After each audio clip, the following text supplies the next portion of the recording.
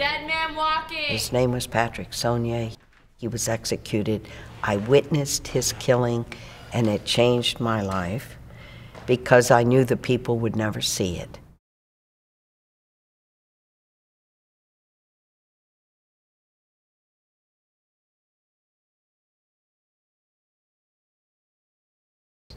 The work coming out of that execution chamber was, I got to tell the story to the American people because they're never going to get close to this.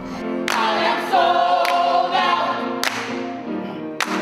My mind is made up. I am sold. When I came out of the execution chamber, when Patrick Saunier had been electrocuted to death, I watched this man be killed in front of my eyes. And I threw up. I'd never seen a killing in front of my eyes in such a cold, calculated protocol of death. And so then that's what led me to write the book, Dead Man Walking. Everything comes out of this experience with these two agonizing sides, a perpetrator who's done a terrible crime and then those who suffered from it. And here I am in the middle and not knowing anything, so kind of learning as I go. But the death penalty it's not a peripheral moral issue about what are we going to do with a few terrible criminals. Everything is in it. All our deep wounds are in this. Whether we like it or not. That's why I'm on the road talking to the people. And here's the big thing I found out about the people. When they hear the story and you take them over to both sides, they get it. It's really not that hard.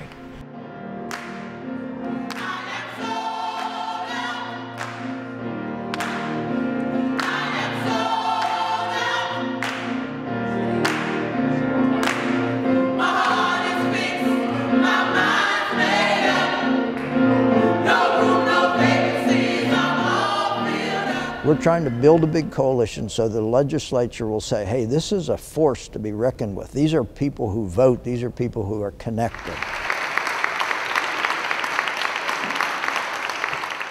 There are 32 human beings sitting on death row in Oregon. You haven't killed anybody in 26 years.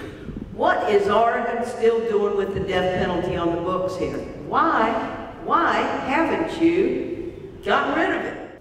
I heard Sister Helen speak in the ballroom of the Hyatt Hotel in Albuquerque, New Mexico, and she lit my candle. She said some things that made me say, this is not a fair system, something's wrong here. I had never thought about it. And that's one of the things she says, people don't think about this. This system is not fair, it's flawed, it's mistake prone, it's very costly, and it's arbitrary and capricious. Punish the criminals, punish the criminals, punish the criminals. And we have nothing for restoring life.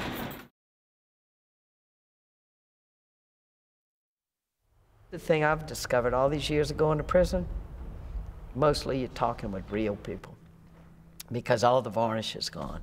Sister Helen did a workshop on writing and memoir writing and autobiographical writing at the Oregon State Penitentiary through the Inside Out program. And so that means that we brought 12 UO students and UO alumni up to the penitentiary and did this workshop led by Sister Helen.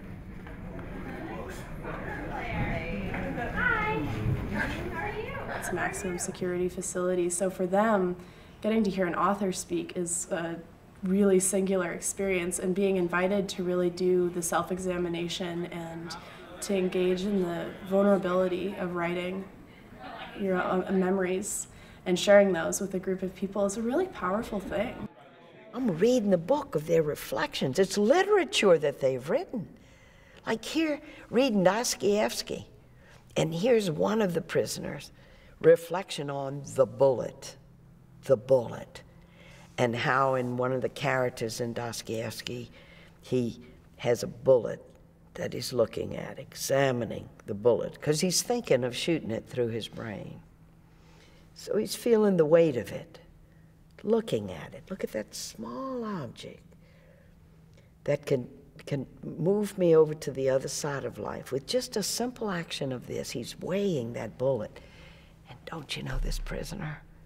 He says, I held a bullet in my hand like that. They're just like you. They just made one terribly bad decision one time and are being judged for it for the rest of their life. That we are building a relationship and a sort of institutional memory and drive behind this issue and larger issues of social justice and social transformation. And I think this is an incredibly exciting time to be at the University of Oregon, and is a time of incredible potential.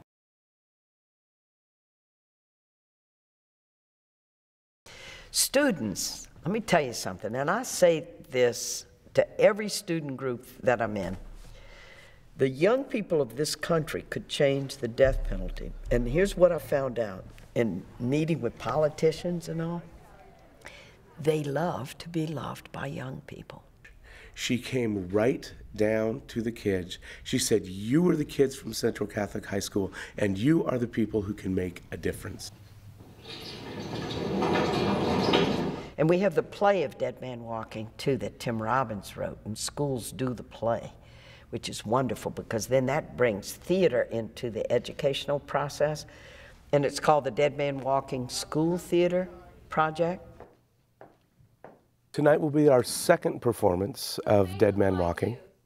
The most interesting aspect to me, the way the students are impacted, I guess I would say I'm surprised at their depth of understanding.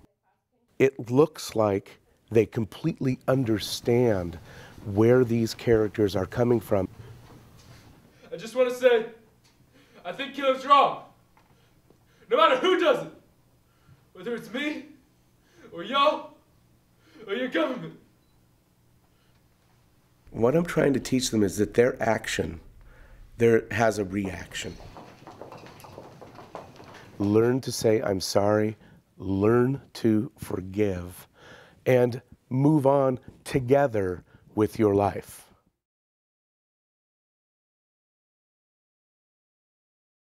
The most important work we could ever do is to help change the consciousness of people in the world, to think about things differently. I thought when I first got into this work that it was going to be controversial, the way people could be standing up and screaming at me, but it's story.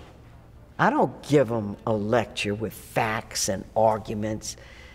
I shingle in important facts as we go through story, but story is what grips us, story for all of us. She has an inner light that's undeniable. It's glowing just like this light is glowing. It's on, and you can't get away from it. She draws you towards her. She invites you to hear her own progression and to recognize the deep ambiguity that we feel when we're confronted with really difficult ideas like the death penalty, like crime, like murder. We should be teaching our children to love, not to kill. Love your enemy doesn't mean condone what your enemy has done. It just means like you can't keep them your enemy or you will lose something in yourself, because you got to keep feeding the fire of that hatred to keep a person your enemy. Because we are a democracy, what the state does, it does in our names. So we need to wake up. It's all about waking up. It's all about you're only going to live for your own one little life, or you're going to be involved in the community and life for everybody, justice for all, to take those wonderful sounding words and make them a reality.